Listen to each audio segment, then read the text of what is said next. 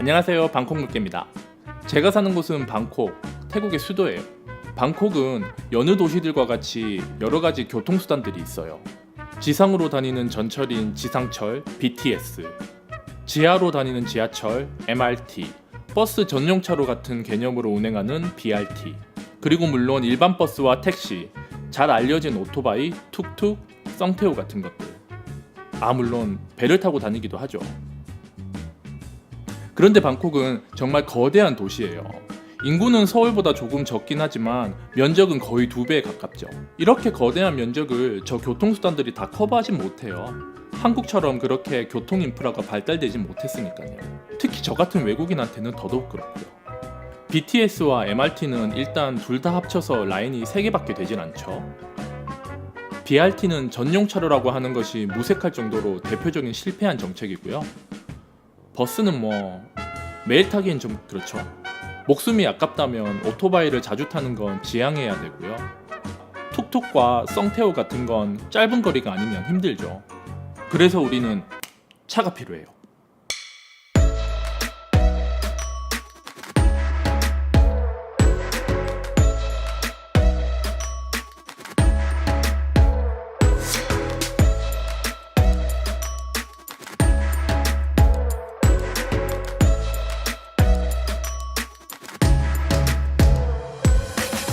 지금 한국은 한창 모터쇼를 하고 있다고 하죠.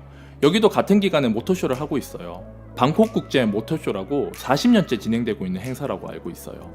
오늘은 이 모터쇼를 방문하는 겸해서 태국의 자동차 이야기를 해볼까 해요. 전 순전히 태국의 자동차 이야기를 하기 위해 모터쇼를 방문하는 겁니다. 다른 불순한 의도는 절대 없습니다.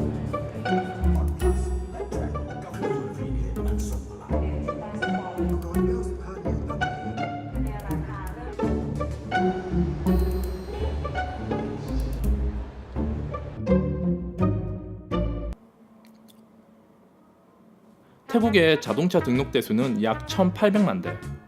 우리나라가 2,200만 대쯤 한다고 하니 결코 작은 규모는 아니죠. 그렇게 많이 차이가 안 나요. 인프라 구축이 잘 되어 있지 않은 태국 같은 곳에선 자동차의 필요성이 더 올라가는 것 같아요. 앞서 말한 전철은 태국이란 거대한 나라에서 오직 방콕에만 해당하는 거예요. 놀랍게도 다른 어떤 도시에서도 없죠. 더 놀라운 건 일반 택시 시스템도 방콕에만 존재한다는 거예요. 방콕이 아닌 곳은 아예 없거나 있어도 소규모 그룹으로 운영되는 그룹들만 있죠. 저는 운전면허를 여기에서 땄어요. 원래 평생 운전 안 하려고 했는데 앞에서 말한 그런 것들 때문에 도저히 안 되겠더라고요. 여기에서 면허 따는 거는 정말 쉬워요.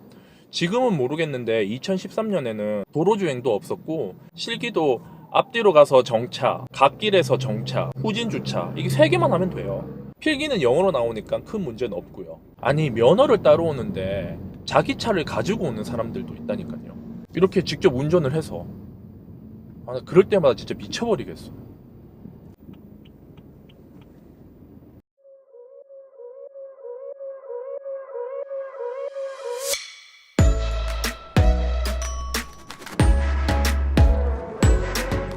그런데 한 가지 제가 정말 이해하기 힘든 부분이 있어요. 현상은 명백하게 나오는데 제가 가슴으로 받아들이기 힘든 부분이죠.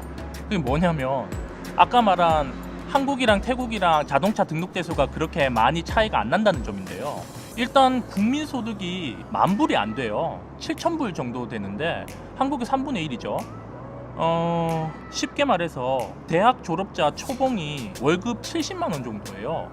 그것도 방콕 기준으로. 지방은 더 낮죠. 그런데 차값이 엄청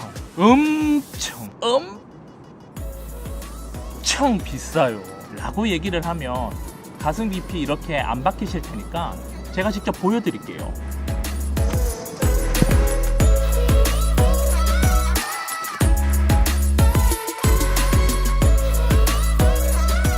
제가 이런 것들 같이 저희 세계와 아무 상관없는 차들을 비교하자는 게 아니에요.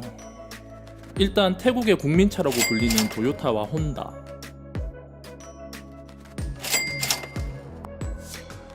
우리나라 차 기아 카니발도 들어와 있긴 해요.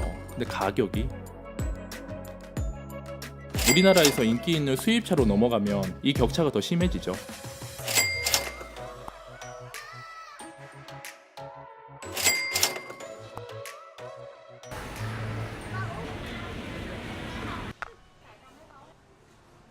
힘들어. 자, 그럼 이 비싼 차를 어떻게 사느냐? 바로 담보대출로 사는 거죠. 5년, 10년 이런 게 있고요. 뭐 심하게는 30년짜리도 있다고 들었어요.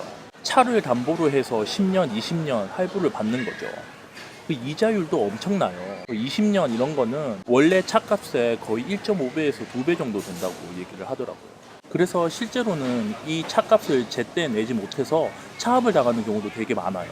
이 나라의 소비 패턴은 아직까지도 제가 잘 이해를 못하겠어요.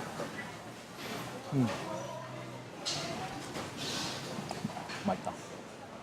태국은 한국 차가 크게 인기가 없어요. 저도 여기서 8년간 승용차는 두어 번밖에 못 본 것 같아요. 그런데 현대 같은 경우는 고급 밴 시장에서 조금 두각을 나타내고 있어서 이렇게 밴 전시만 하고 있었어요.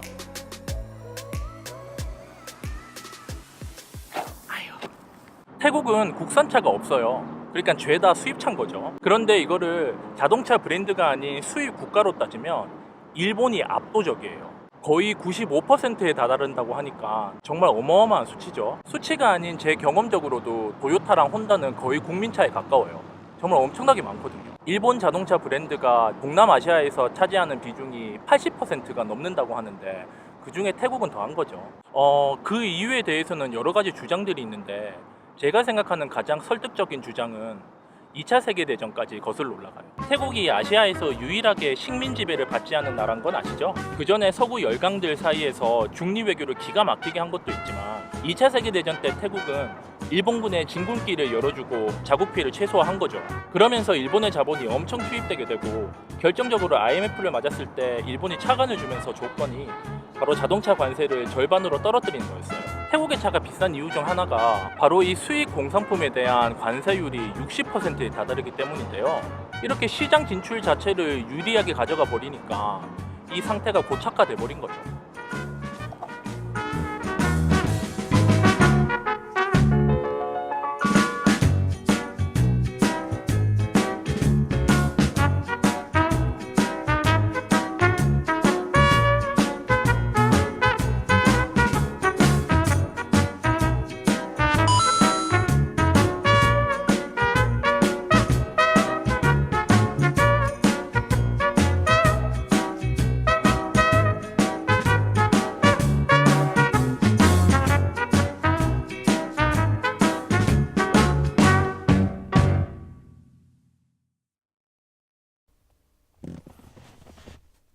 벌써 밤이 됐네요.